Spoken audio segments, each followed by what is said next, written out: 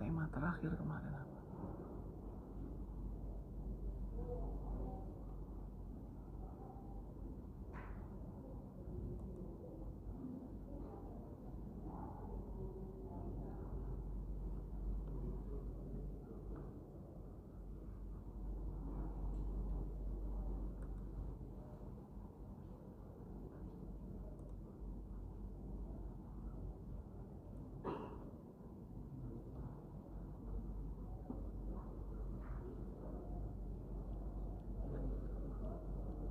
Assalamualaikum warahmatullahi wabarakatuh.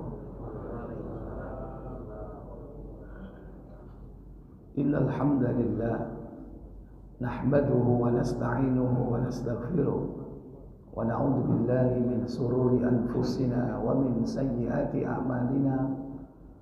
Man yahdihillahu fala mudilla lahu wa man yudlil fala hadiya lahu. وأشهد أن لا إله إلا الله وحده لا شريك له وأشهد أن محمدا عبده ورسوله. اللهم صل وسلم وبارك على محمد صلى الله عليه وعلى آله وأصحابه ومن تبعهم بإحسان إلى يوم الدين. أما بعد. Puja dan puji syukur kita panjatkan kepada Allah Jalla wa'ala yang telah melimpahkan nikmat kepada kita semua, dipertemukan kita di majelis ini dalam keadaan sehat walafiat, dalam kondisi tetap iman. Semoga Allah memberikan kita istiqomah dan kelak mendapatkan husnul khatimah. Tak lupa salawat dan salam semoga tetap terlimpah kepada junjungan kita baginda Nabi Muhammad bin Abdullah sallallahu alaihi wa alihi wasallam beserta seluruh keluarga beliau, keturunan beliau, para sahabatnya dan seluruh pengikutnya hingga tibanya hari kiamat. Ikhwatal iman, a'azzani Allah wa iyyakum.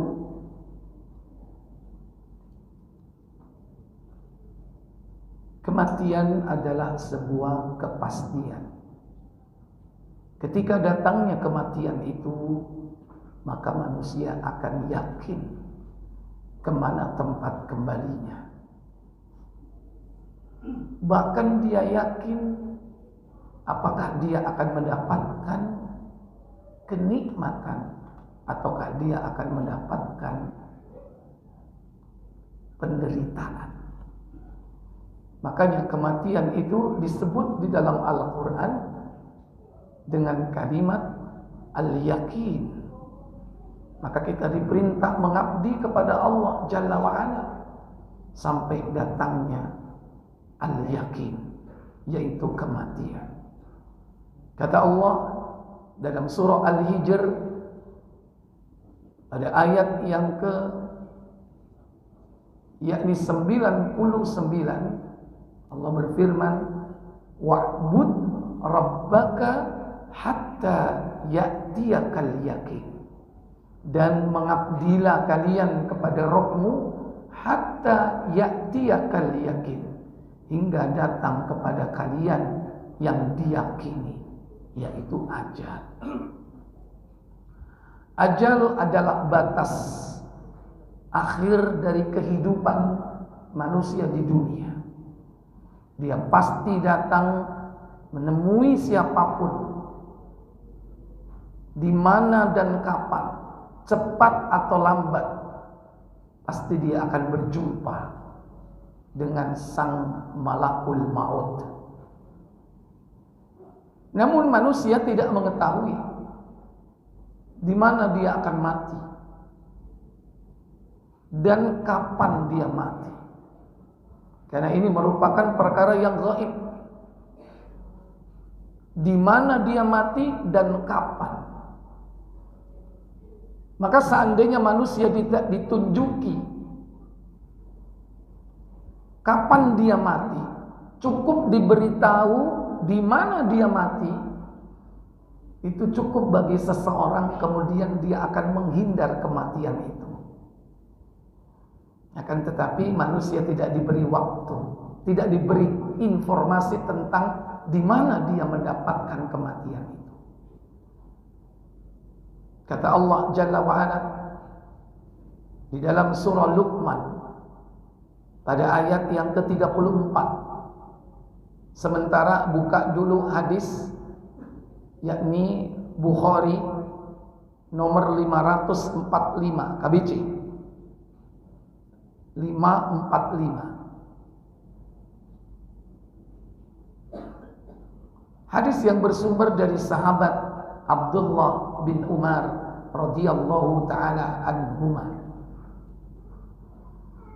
bahwasanya beliau sallallahu alaihi wasallam bersabda, mafatihul ghaibi khamsun. Kunci yang gaib itu ada 5. Silakan. Ada mic? Enggak, keras. Ada. Ibnu Umar radhiyallahu anhuma mengatakan bahwa Rasulullah SAW bersabda. Apa sabda beliau? Kunci yang gaib ada 5. Mafatihul ghaibi khamsun. Tidak seorang pun dapat mengetahuinya melainkan hanya Allah SWT. La ya'lamuha illallah. Tidak ada seorang pun yang tahu kecuali Allah. Itulah hakikat yang gaib. Malaikat tidak tahu, jin tidak tahu, apalagi manusia tidak tahu. Hanya Allah yang tahu. 1. Tidak seorang pun yang mengetahui apa yang akan terjadi besok. La ya'lamu ahadun ma yakunu fi ghadin. Tidak ada seorang pun yang tahu apa yang akan terjadi besok, termasuk datangnya hari kiamat, termasuk kapan dia mati. Yang kedua, tidak seorang pun yang mengetahui bayi yang ada dalam kandungan. La ya'lamu ahadun ma fil arham. Tidak ada seorang pun yang tahu apa yang ada di dalam rahim. Bukan hanya bayi, apapun yang ada dalam rahim, tidak ada yang tahu. Kalaupun manusia tahu hanya sangat sedikit, itu pun fisiknya. Bagaimana sifat dari bayi itu, apa penyakit yang diidap bayi itu, bagaimana karakter dan bagaimana nasibnya, tidak ada yang tahu.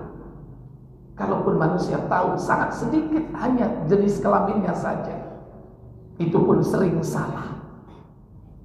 Yang ketiga, tidak seorang pun yang mengetahui apa yang akan dikerjakannya besok. La ya'lamu ahadun madza taksibu ghadan. Tidak ada seorang pun yang tahu apa yang dikerjakan besok. Manusia hanya berencana.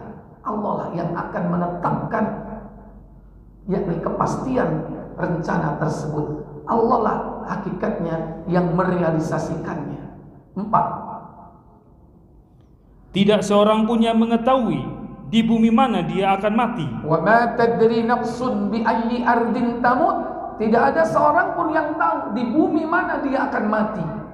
Yang kelima, tidak seorang pun tahu kapan hujan akan turun. Wa ma tadri nafsun mata yaji'ul matar. Tidak ada seorang pun yang tahu kapan hujan akan turun. Pada nomor 4 disebutkan tidak ada seorang pun yang tahu di mana dia mati. Cukup orang diberitahu di mana dia mati, pasti dia akan lari daripadanya. Karena itulah manusia.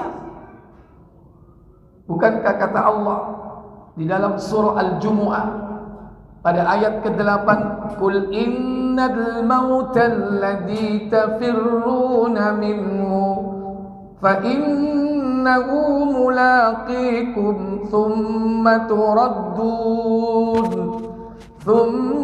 turadduna ila alimil ghaibi wasyahadati fayunabbi'ukum bima kuntum ta'malun."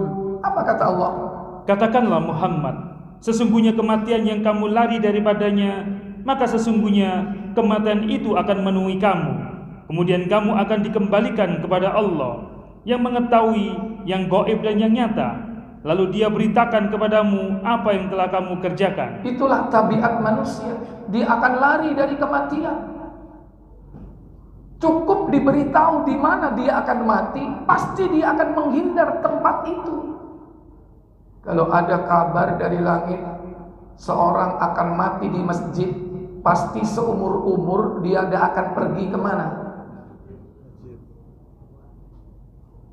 Kalau ada berita dari langit bahwa orang itu akan mati di kamar mandi, pasti seumur-umur dia nggak akan mandi. Nggak mandi. Cukup diberitahu tempatnya saja, nggak perlu waktunya. Maka dia tidak akan pernah datang ke tempat itu karena manusia lari daripadanya. Makanya cukup Allah katakan bahwa manusia itu tidak tahu tempat matinya di mana. Kata Allah dalam surah Luqman pada ayat 34, Innallaha indahu ilmus sa'ah wa yunazzilul ghaitha wa ya'lamu ma fil arham wa ma tadri nafsum madza taksibu ghadan wa ma tadri nafsum bi ayyi ardin tamut innallaha alimun khabir. Apa kata Allah?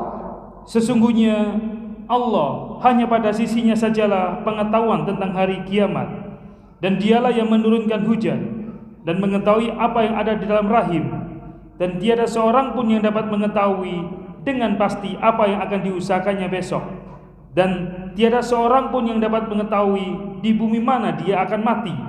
Sesungguhnya Allah Maha mengetahui lagi Maha mengenal. Wa ma tadri nafsun bi ayyi ardin tamut. Tidak ada seorang pun yang tahu di bumi mana dia akan mati. Kematian itu pasti datang. Ada kalanya rumahnya di Jakarta, matinya di Irian Jaya. Ada kalanya rumahnya di Indonesia, matinya di Timur Tengah atau di negeri lain. Tidak ada yang tahu.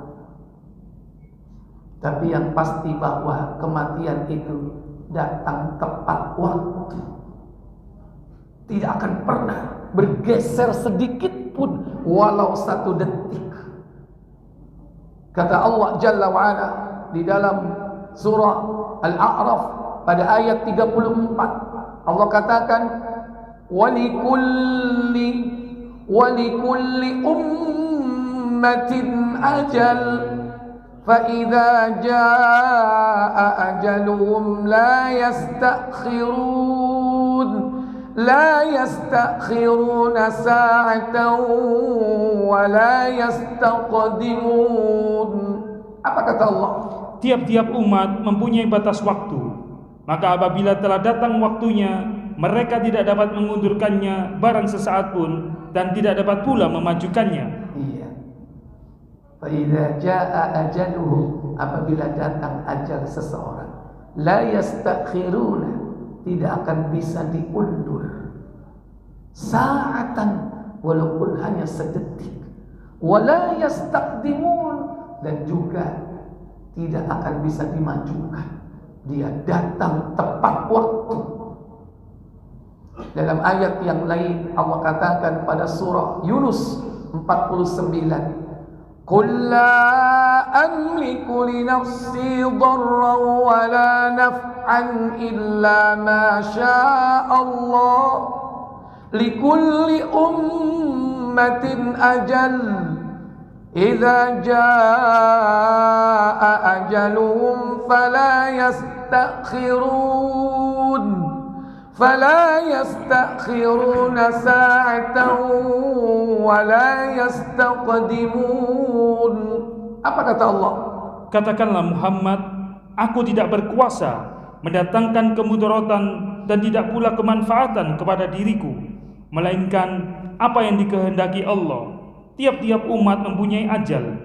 Apabila telah datang ajal mereka, maka mereka tidak dapat mengundurkannya barang sesaat pun, dan tidak pula mendahulukannya. Iya. Ayat yang serupa juga terdapat di dalam surah 16 ayat 61. Intinya bahwa ajal itu tidak akan bisa diundur. Walau hanya sedetik.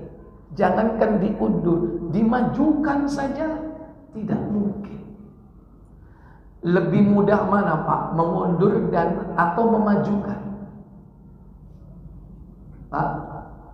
Lebih mudah mana? Mengundur waktunya atau mengajukannya?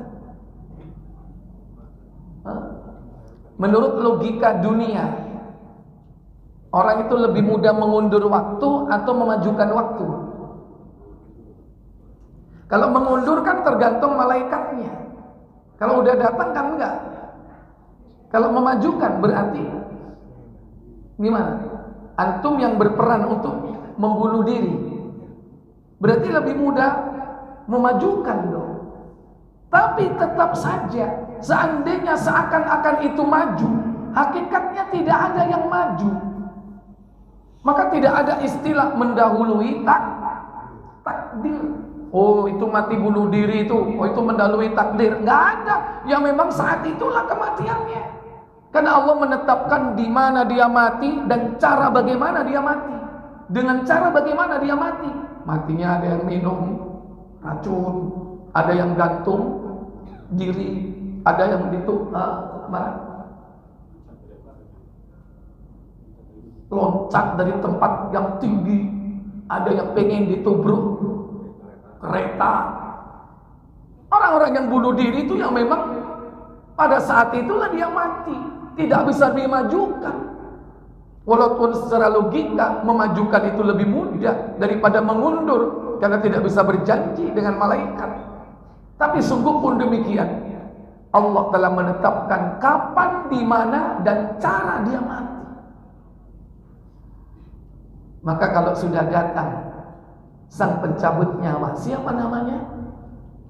Malakul maut, bukan Israil. Nggak ada literatur yang menyebutkan namanya Israil. Namanya adalah Malakul maut.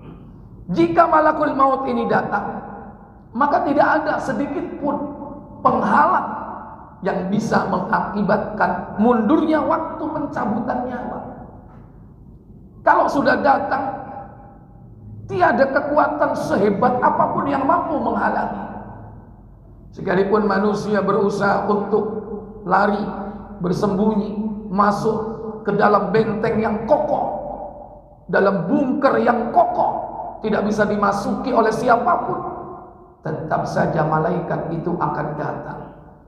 Kata Allah Jalla wa'ala di dalam surah Al-A'raf, surat An-Nisa pada ayat ke-78, Allah katakan, Aynama takunu yudrikumul maut walau kuntum fi burujin musyayyadah. Apa kata Allah? Di mana saja kamu berada, kematian akan mendapatkan kamu, kendati pun kamu di dalam benteng yang tinggi lagi kokoh. Iya.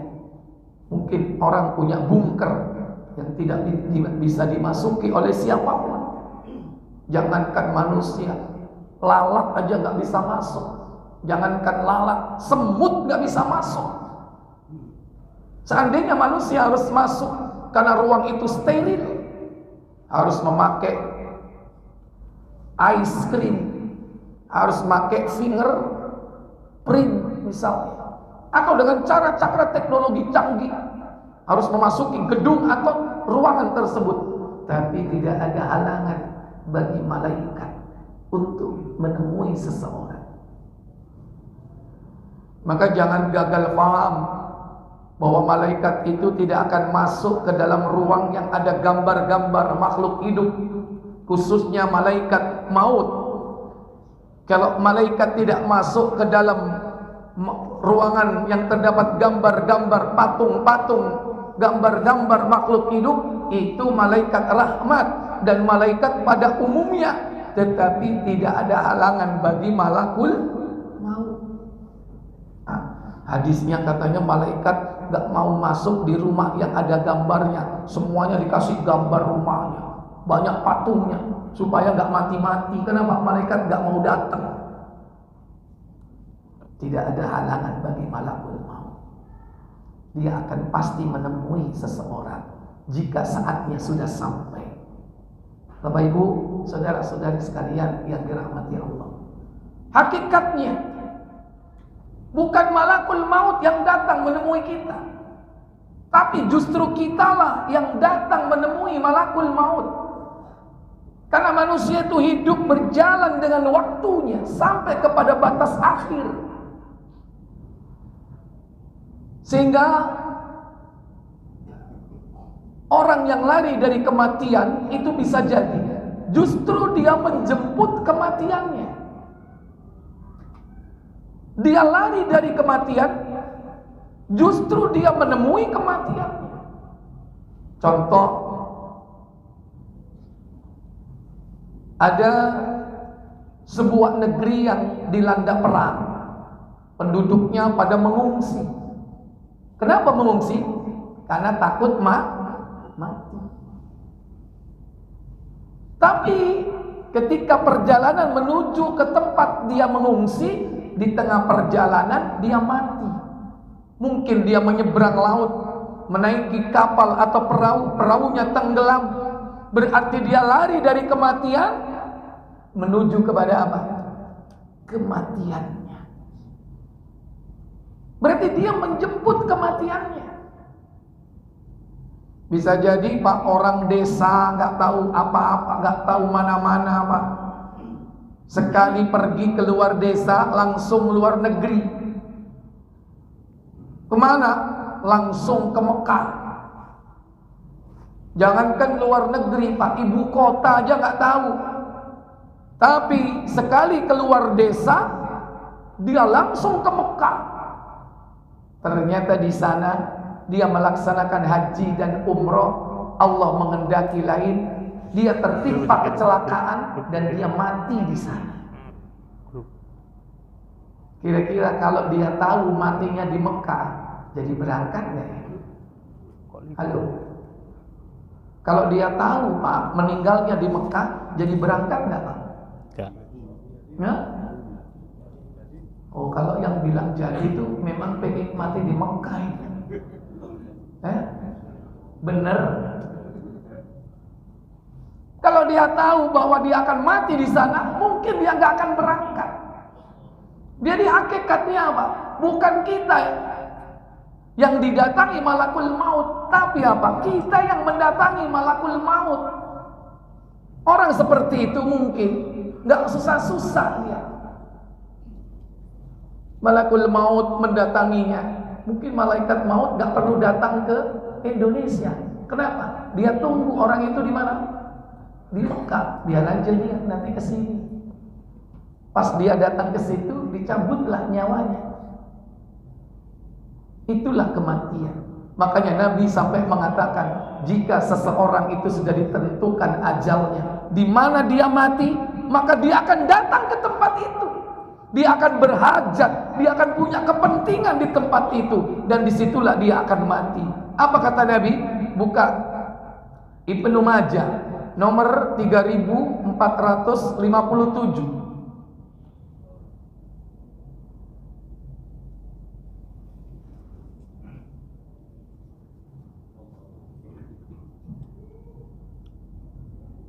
Dari Abdullah bin Mas'ud radhiyallahu an, dari Nabi SAW beliau bersabda, jika ajal seseorang di antara kalian telah ditentukan di suatu tempat di bumi, maka diberikan kepadanya kebutuhan untuk pergi ke tempat tersebut.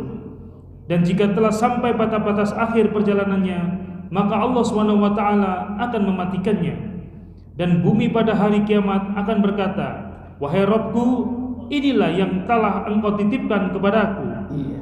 Idza kana ajalu ahadikum bi ardin, jika Allah telah menetapkan ajal seseorang di muka bumi ini, au thabathu ilaihal hajatu, maka Allah akan menjadikan orang itu berhajat, punya kepentingan, ada sebuah urusan yang harus mendatangi tempat itu. Fa idza balagha aqsa athari qabadahullah, apabila dia sudah sampai kepada titik akhir hidupnya, maka Allah akan mematikannya. Berarti sebetulnya malaikat maut yang datang atau kita yang mendatangi, Pak? Kita yang mendatangi sebetulnya tempat kematian itu. Maka tidak berlebihan kalau sebetulnya kitalah yang menjemput kematian. Bagaimana caranya agar kita memiliki metode yang bagus untuk menjemput kematian kita? Ada dua pendekatan untuk menjemput maut di sini. Namun sebelum itu kita harus membangun mindset dulu dengan benar akan kematian yang pasti datang kepada kita, bahwa kita harus memahami bahwa usia kita ini pendek, Pak. Ini yang harus ditanamkan, bahwa gak lama manusia itu hidup di dunia. Nabi SAW menyebutkan batas usia kita antara yang bawah dan yang atas. Kata Nabi SAW dalam hadis yakni Ibnu Majah di nomor 3433,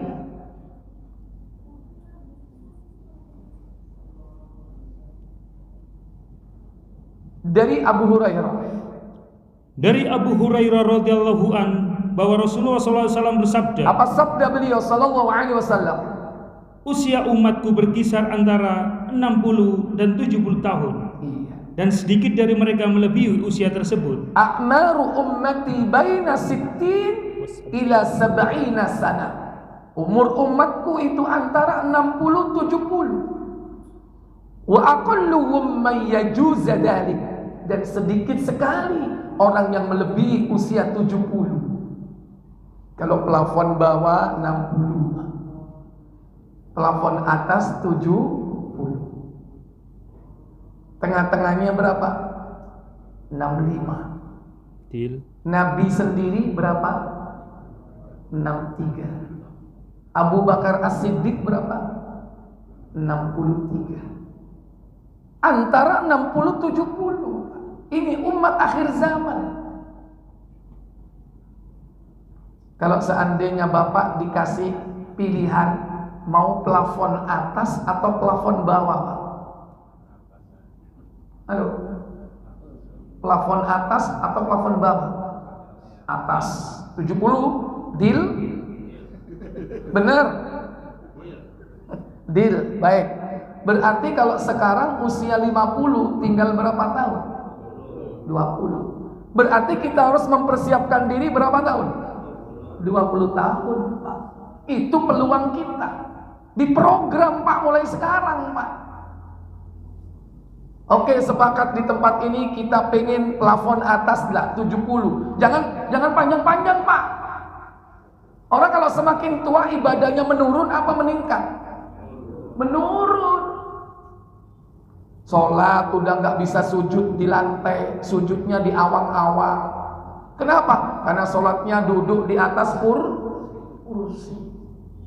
Puasa biasanya rajin Senin Kemis, udah nggak kuat lagi.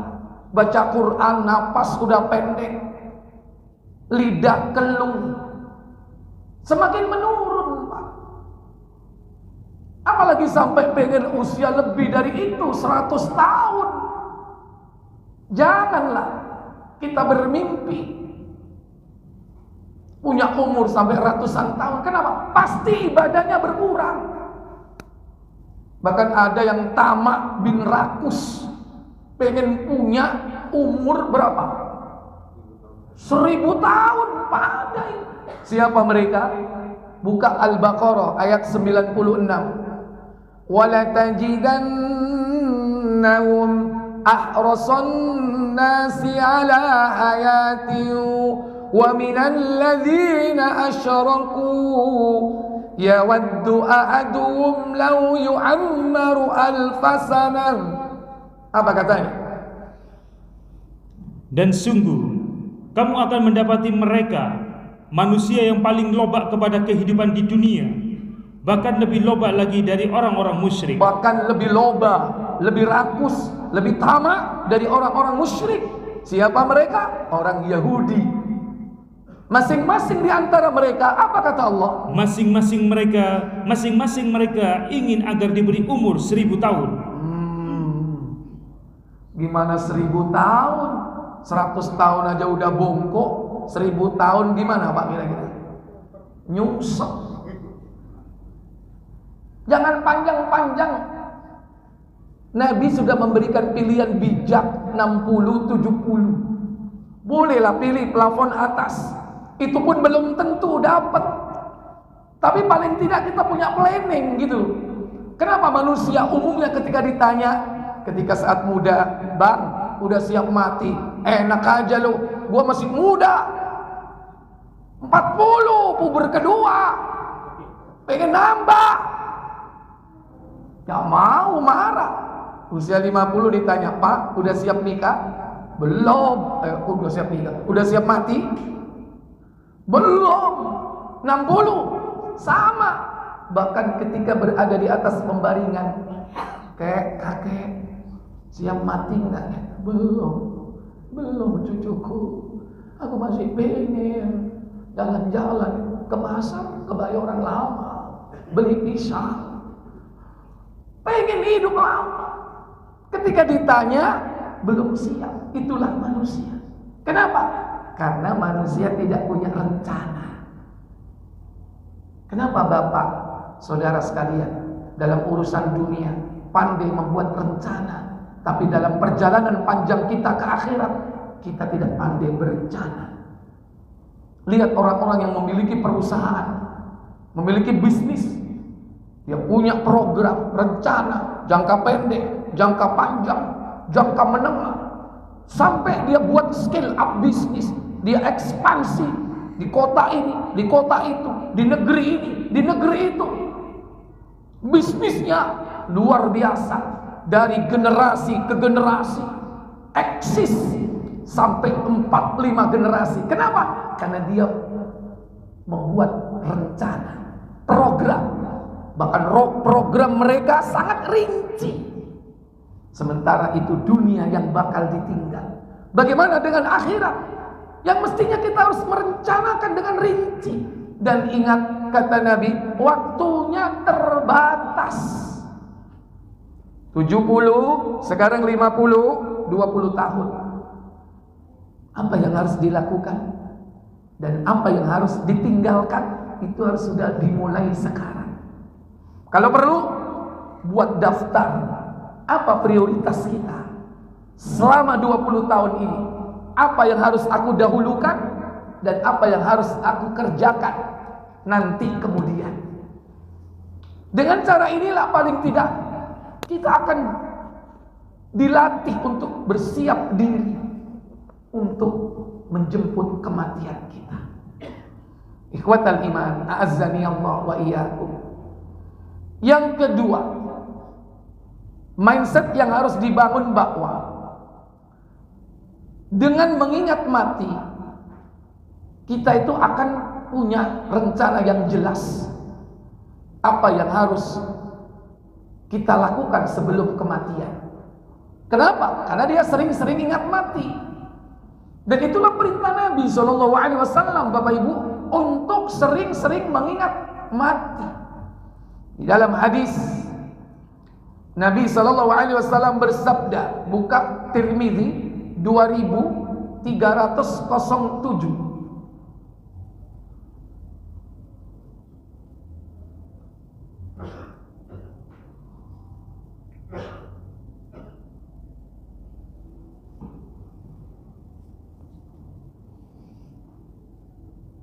Dari Abu Hurairah radhiyallahu an, ia berkata, apa katanya? Rasulullah SAW bersabda, apa sabda beliau? Berbanyaklah mengingat pemutus kenikmatan. Maksudnya adalah kematian. Aktsiru, perbanyaklah oleh kalian zikra hadzimil ladzat, mengingat banyak-banyak yang dapat memutus kelezatan. Waqati'us syahwat, memutus keinginan-keinginan, yakni al-maut, kematian.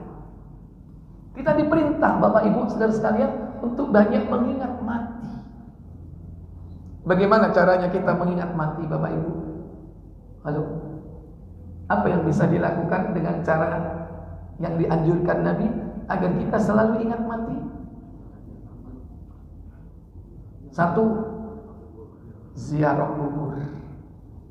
Kata Nabi SAW dalam hadis Muslim, coba dibuka nomor 924.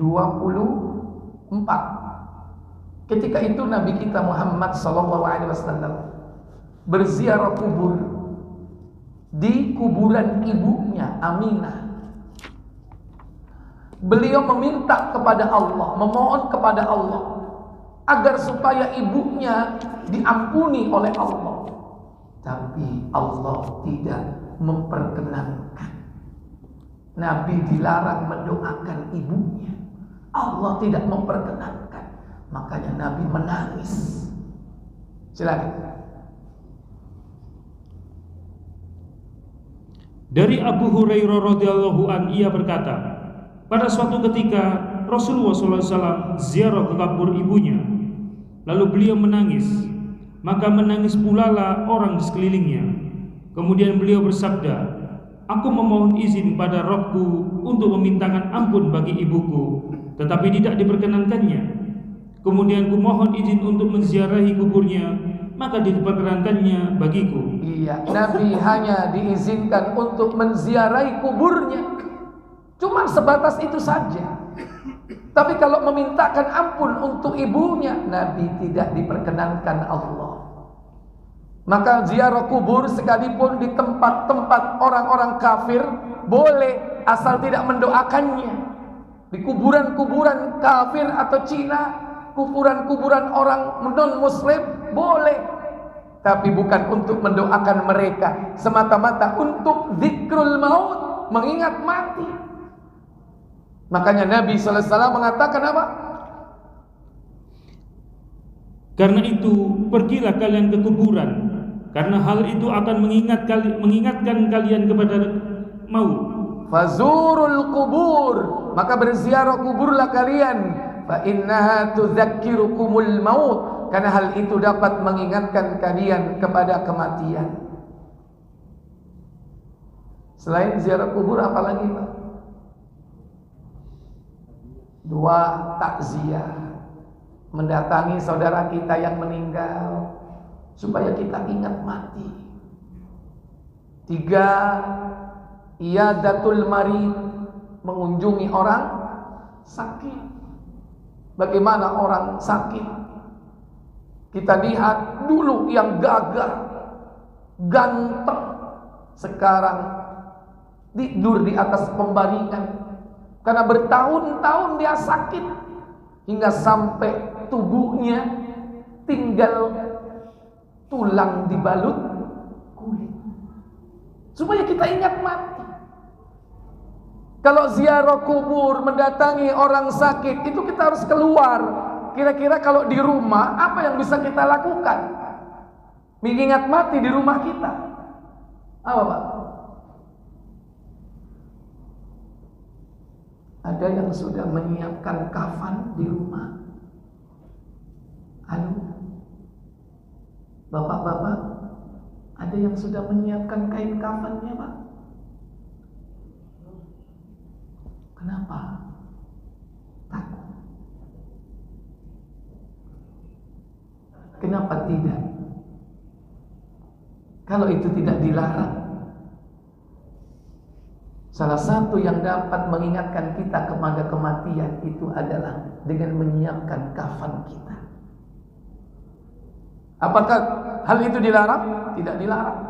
Apakah itu boleh? Boleh. Banyak para ulama-ulama salaf dulu dalam rangka untuk melembutkan hati, mengingat kematian, bahkan bukan menyiapkan kafannya, apa? Disiapkan kuburannya, sudah digali. Ada yang di sini sudah menyiapkan kuburan? Takut. Bapak Ibu, saudara-saudari sekalian yang dirahmati Allah, itulah cara untuk mengingat kematian. Banyak sekali caranya, termasuk dengan tadabbur Al-Quran, sehingga kita membaca Al-Quran, memahami isinya. Itu juga bisa mengingatkan kita kepada kematian, kehidupan akhirat.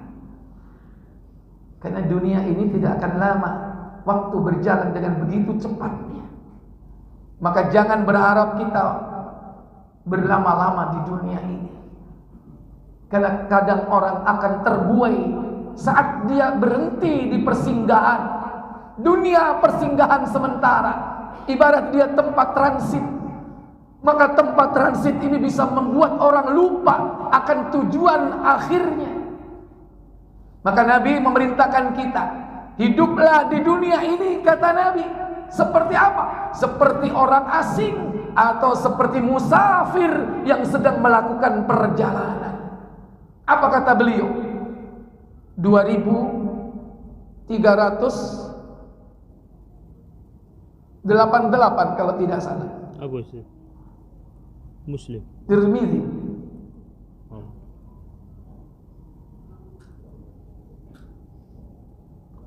2333, afwan. 2333. Hadis yang bersumber dari sahabat Abdullah bin Umar radhiyallahu taala anhuma. Ketika itu Rasul memegang sebagian dari tubuhnya dan berpesan kepada Abdullah bin Umar. Apa katanya? Dari Ibnu Umar radhiyallahu anhuma, ia berkata, suatu ketika Rasulullah memegang sebagian tubuhku dan bersabda, hiduplah di dunia ini seolah-olah dirimu adalah orang asing atau seorang musafir. Siapkanlah dirimu sebagai penghuni kubur. Kun fid dunya, jadilah kalian di dunia ini, kata Nabi, ka'annaka gharibun, seperti orang asing, au abiru sabilin, atau seperti musafir yang sedang melakukan perjalanan jauh. Wa udda nafsaka min ahlil kubur, dan persiapkan dirimu menjadi ahli kubur. Nabi mengatakan, jadilah kau di dunia seakan apa tadi? Orang asing. Pak, orang asing itu gimana, Pak? Pernah jadi orang asing nggak di negeri orang? Halo, kalau kita sudah di tempat orang asing, gimana sikap kita? Gimana keadaan kita? Tahu semuanya, Pak? Tengok kanan, tengok kiri, bingung. Itulah sikap kita di dunia. Seandainya kita tidak tahu kesana kemari, nggak masalah, Pak. Diledekin temennya, kamu itu kuper, nggak pernah kemana-mana, nggak tahu ini, nggak tahu itu, tempat ini, tempat itu. Bilang aja biar. Karena kita orang mukmin diperintah oleh Nabi seperti orang asing. Orang asing itu tidak tahu tempat kemana-kemana. Karena orang-orang mukmin itu lebih tahu tempatnya di surga daripada tempatnya di dunia. Biarin orang katakan, kamu itu gak pernah tahu tempat makanan yang enak, makanan yang murah, tempat yang terindah, tempat rekreasi yang menyenangkan. Biar. Itu dunia. Nabi SAW mengatakan, jadilah seperti orang asing. Biasanya orang asing itu yang dipegang apa, Pak? Dulu sebelum ada GPS, map, peta. Yang jelas itu buku guidance, buku panduan. Nah, orang asing itu, Pak, hidupnya membawa buku panduan. Kita di dunia ini harus berpegang kepada panduan. Apa panduan hidup kita? Al-Quran dan As-Sunnah. Jangan sok kita mengerti semuanya, sehingga kita gak butuh buku panduan hidup, gak butuh Al-Quran, tidak butuh As-Sunnah. Kayak merasa hidup di dunia ini adalah tempat tinggalnya. Dan itulah orang kafir. Orang kafir gak butuh panduan hidup di dunia ini. Kenapa? Karena memang surganya di dunia. Dia gak butuh apa-apa, karena nikmatnya hanya di dunia. Sehingga Nabi mengatakan, ad-dunya sijnul mu'min. Dunia adalah penjara buat orang mukmin. Wa jannatul kafir, surga bagi orang kafir. Yang kedua, disebutkan di sini au abiru sabilin, atau seperti musafir yang sedang melakukan perjalanan. Pak, musafir itu biasanya membawa apa, Pak? Bekal. Kalau musafir secara fisik, bekal yang dibawa apa, Pak? Uang, pakaian, makanan, atau apapun yang dibutuhkan dalam perjalanan. Ingat, perjalanan kita ini perjalanan panjang. Perjalanan kita adalah menuju kepada akhirat. Yang perjalanan ini bukan setahun 2 tahun, bukan 100 tahun 200 tahun, itu mah sedikit.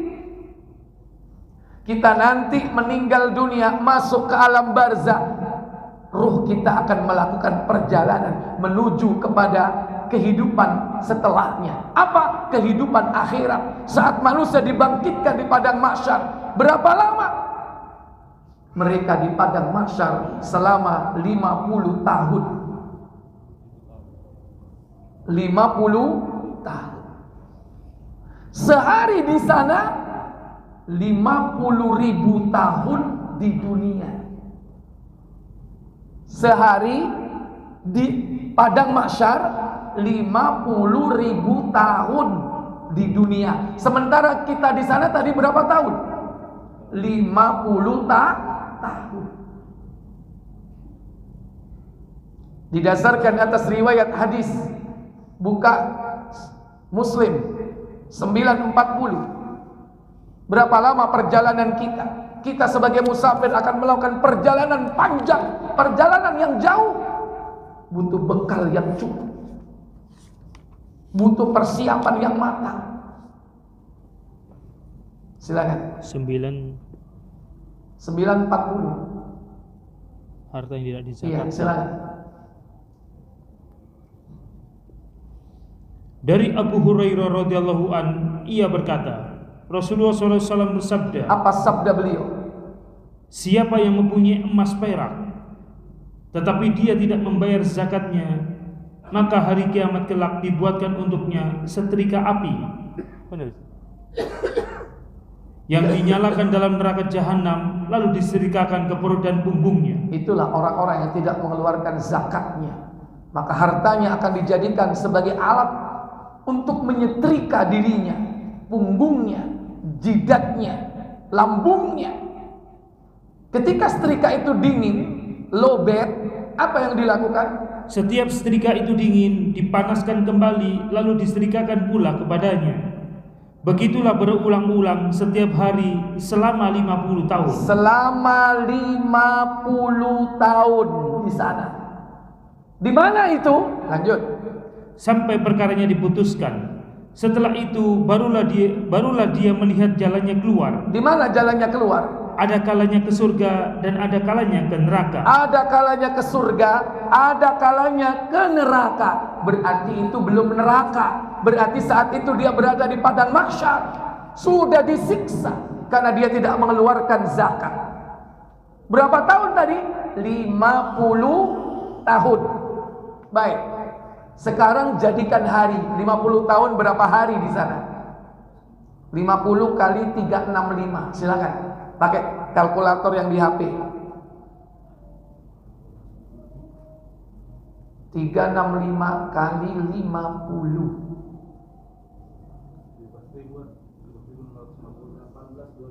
18.250. Catat Pak ya.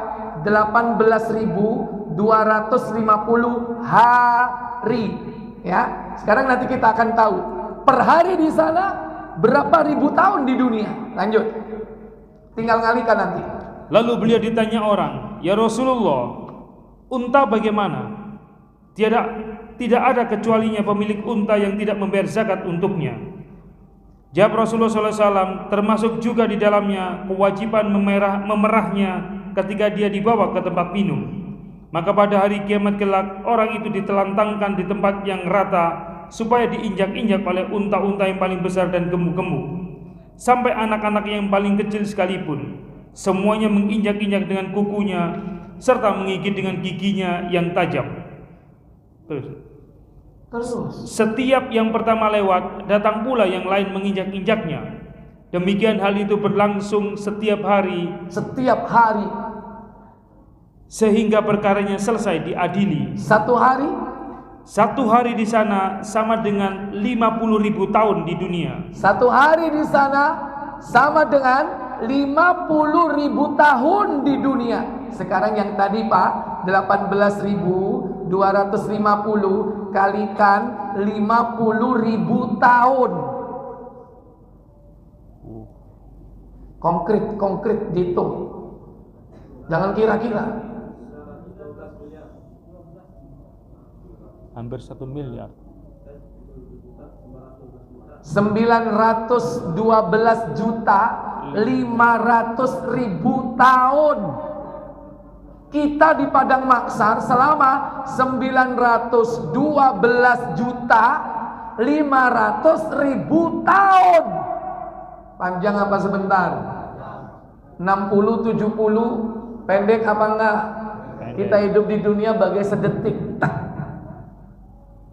Loh, gitu kok merugikan yang panjang?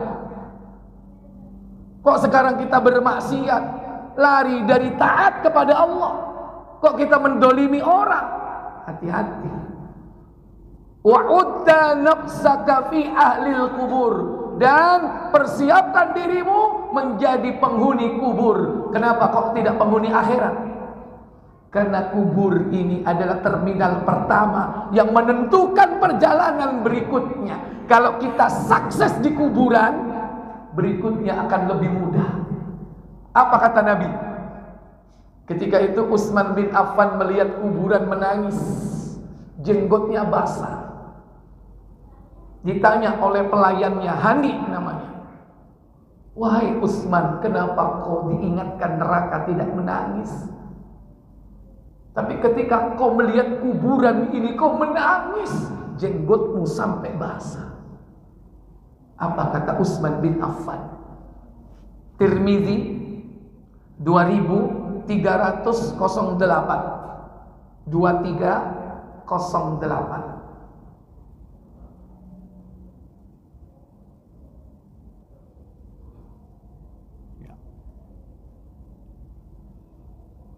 Silahkan.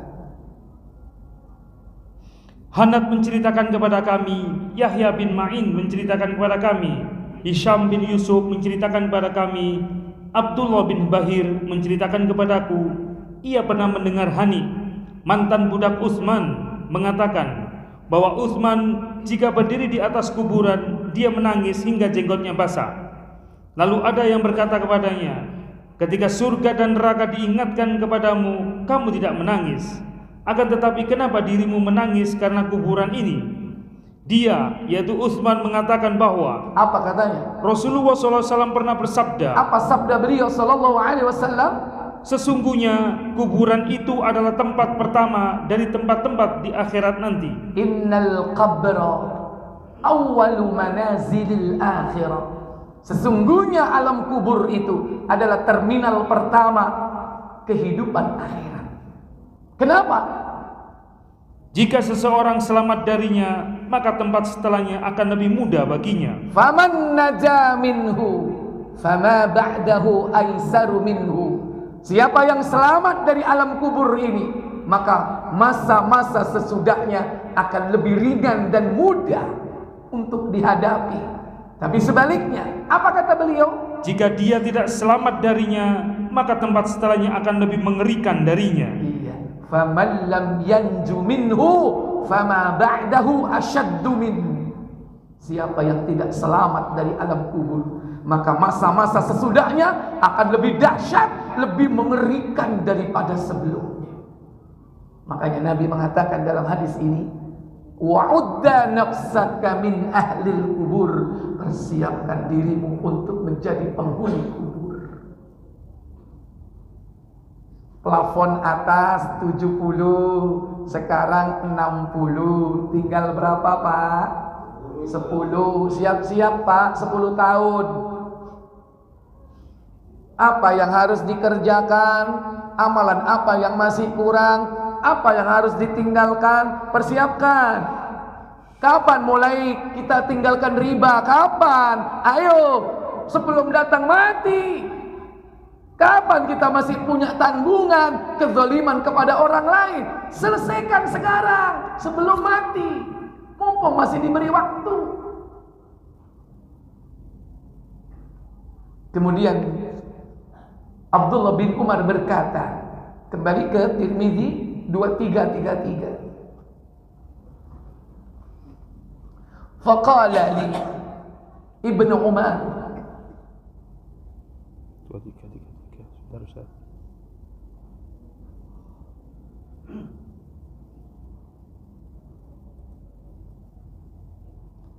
Ya. silakan. Ibnu Umar lalu berkata kepadaku, Apa katanya? jika kamu sedang berada di pagi hari, maka janganlah kamu bicarakan tentang dirimu di sore hari ini. Idza asbahta fala tuhaddits nafsaka bil masa. Jika kau berada di pagi hari, jangan kau bicarakan tentang dirimu di sore hari. Jangan kita tulul amal, panjang angan-angan. Nikmati, syukuri apa yang ada pada hari ini. Jangan panjang angan-angan. Sebaliknya, apa kata beliau? Jika dirimu sedang berada di sore hari, maka janganlah membicarakan dirimu di pagi hari. Fa idza amsayta fala tuhaddits nafsaka bis sabah. Jika kau berada di sore hari, jangan kau katakan tentang dirimu di pagi harinya. Kenapa? Belum tentu kita bangun di pagi hari. Bisa jadi tidur kita menjadi tidur panjang, tidak akan pernah bangun setelah itu. Kita tidak tahu besok itu apa yang akan terjadi. Maka Nabi berpesan tentang dua hal. Apa dua perkara itu? Gunakanlah waktu sehatmu sebelum datang waktu sakitmu. Wa khudh min sihhatika qabla saqamik. Pergunakan masa sehatmu sebelum masa matimu. Sebelum datang masa sakitmu. Mumpung masih sehat. Alhamdulillah dikasih sehat, masih bisa datang ke masjid. Naik di tempat ini lantai 3 Pak. Walaupun ngos-ngosan, tapi masih sehat. Syukuri, pakai tenaganya, waktunya, sehatnya untuk mengabdi kepada Allah. Nanti kalau sudah datang sakit kita, kaki sudah tidak bisa diangkat satu, kalau jalan diseret, kira-kira masih sholat di Darussalam nggak ya? Halo, kalau sudah kaki diseret satu, masih mau naik ke sini? Mumpung masih sehat, jangan malas. Tutup sementara lapak dan tokonya kalau sudah terdengar azan. Dunia sampai kapanpun nggak akan pernah habis. Kesempatan untuk datang ke rumah Allah ini terbatas. Selagi kita diberi kemampuan, kesehatan, kapan lagi? Wa min hayatik qabla mautik. Apa katanya? Dan hidupmu sebelum matimu. Mumpung masih hidup, masih diberi nafas, masih darah kita mengalir, jantung kita berdegup, maka nafas ini kita pakai untuk mengabdi kepada Allah Jalla wa'ala. Harta yang ada di tangan kita, kita pakai di jalan Allah Jalla wa'ala. Kenapa demikian? Apa kata beliau sallallahu alaihi wasallam? Sesungguhnya engkau tidak akan mengetahui siapakah namamu esok, wahai Abdullah. Fa innaka la tadri ya Abdullah masmuka ghada. Karena kalian tidak tahu, wahai hamba Allah, siapakah namamu besok. Nggak ada yang tahu siapa nama kita besok. Hari ini Abu Jundi namanya, besok pagi belum tentu Abu Jundi. Bisa jadi besok pagi adalah mayit. Kalau sudah mayit, apa dipanggil Abu Jundi? Itu sono mandiin mayitnya. Masa dia bilang itu dimandiin Abu Jundi? Ngapain Abu Jundi dimandiin? Wong masih hidup kok. Jangan dong, istri saya marah nanti mandiin saya. Kalau saya sudah jadi mayit, silakan. Saya nggak bisa mandi sendiri. Kita nggak tahu besok namanya siapa. Inilah pelajaran buat kita, bahwa kematian itu bisa direncanakan. Makanya ada metode pendekatan untuk menjemput kematian. Pendekatan pertama, yaitu pendekatan mengurangi beban hidup. Apa? Mengurangi beban-beban hidup itu supaya perjalanan kita ini lancar. Maaf, kendaraan itu bisa berjalan cepat kalau muatannya banyak apa sedikit. Beban dosa itulah yang menyebabkan perjalanan kita ini lambat. Maka harus dikeluarkan beban-beban itu. Apa beban-beban yang harus dikeluarkan? 1, dosa kepada Allah. 2, hutang kepada Allah. 3, dosa kepada manusia. 4, hutang kepada manusia. 5, cinta kepada dunia. Ini beban hidup. InsyaAllah kelima poin ini kita akan jelaskan pada pertemuan yang akan datang. Semoga bermanfaat. Wa akhiru da'wana walhamdulillahi rabbil alamin. Subhanakallahumma wa bihamdika asyhadu an la ilaha illa anta astaghfiruka wa atubu ilaik. Tsumma assalamu alaikum warahmatullahi wabarakatuh. Sementara tidak ada pertanyaan, dikumpulkan untuk pertemuan yang akan datang. Baik, silakan.